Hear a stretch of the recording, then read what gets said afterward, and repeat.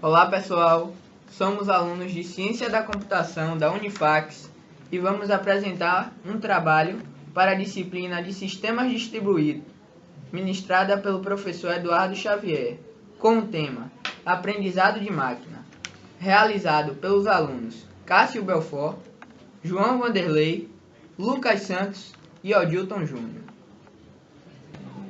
Aprendizado de máquina.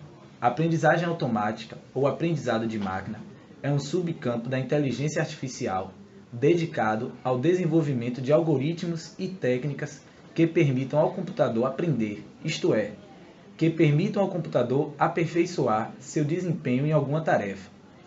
Enquanto que na inteligência artificial existem dois tipos de raciocínio, que é o indutivo, que extrai regras e padrões de grandes conjuntos de dados, e o dedutivo, que é o aprendizado de máquina, que se preocupa só com o indutivo. Definição: um programa aprende a partir da experiência E em relação à classe de tarefas T com medida de desempenho P, se seu desempenho em T, medido por P, melhora com a experiência E. Ou seja, qualquer mudança num sistema que melhore seu desempenho na segunda vez que ele repetir a mesma tarefa ou outra da mesma relação é um aprendizado de máquina. Exemplo: detecção de bons clientes para um cartão de crédito. Tarefa T: classificar potenciais novos clientes como bons ou maus pagadores. Medida de desempenho P: porcentagem de clientes classificados corretamente. Experiência de treinamento E: uma base de dados histórica em que os clientes já conhecidos são previamente classificados como bons ou maus pagadores, e a partir daí, dessa experiência, o seu desempenho melhora na próxima vez que repetir esta tarefa.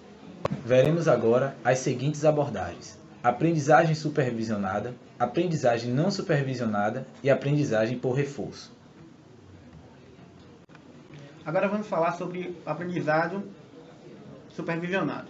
No aprendizado supervisionado, o objetivo é induzir conceitos a partir de exemplos que estão pré-classificados, ou seja, exemplos que estão rotulados com uma classe conhecida.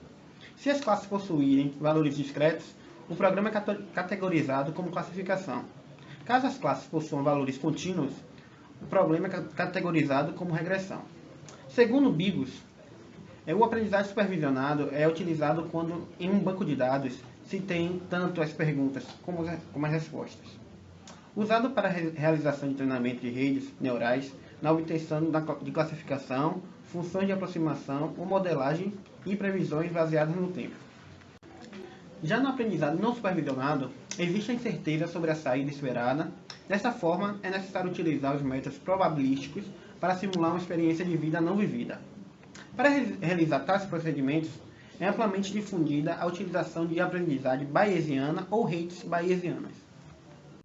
A aprendizagem bayesiana calcula a probabilidade de cada hipótese, considerando os dados, e faz previsões de acordo com ela, sendo que as hipóteses são feitas com o uso de todas as hipóteses.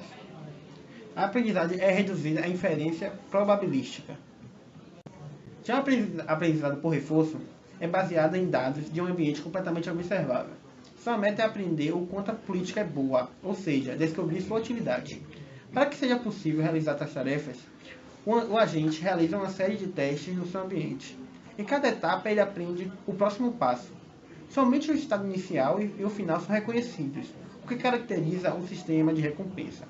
Pois somente quando a informação passada para o estado for diferente do anterior, ele terminará seu aprendizado.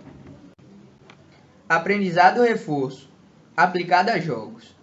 Um jogo de damas, escrito no final da década de 50, foi a primeira aplicação de aprendizagem por reforço e também de aprendizagem de uma forma geral, a obter sucesso significativo.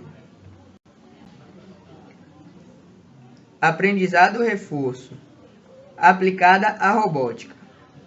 Um exemplo clássico de aprendizado por reforço aplicado a robôs é ilustrado através do famoso problema de balanceamento de poste no carrinho, também conhecido como pêndulo invertido. Clustering agrupamento de dados.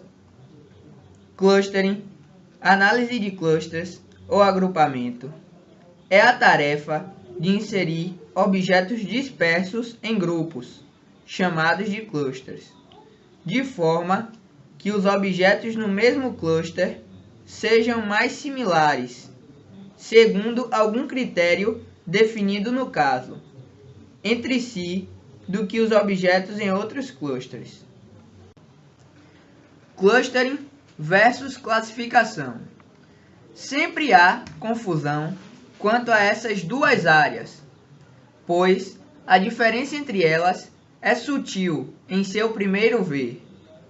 Mas a diferença mais básica entre elas é que em clustering nós recebemos os dados e vamos descobrir grupos ali dentro, utilizando técnicas não supervisionadas.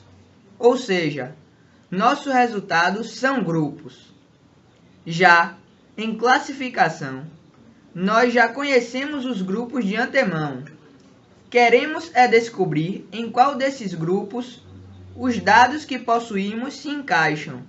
Ou seja, nosso resultado são dados classificados, geralmente para a tomada de decisão. Aplicações de clustering. Marketing. Encontrar grupos de consumidores com comportamento similar, dada uma base de dados grande, contendo seus bens e compras passadas.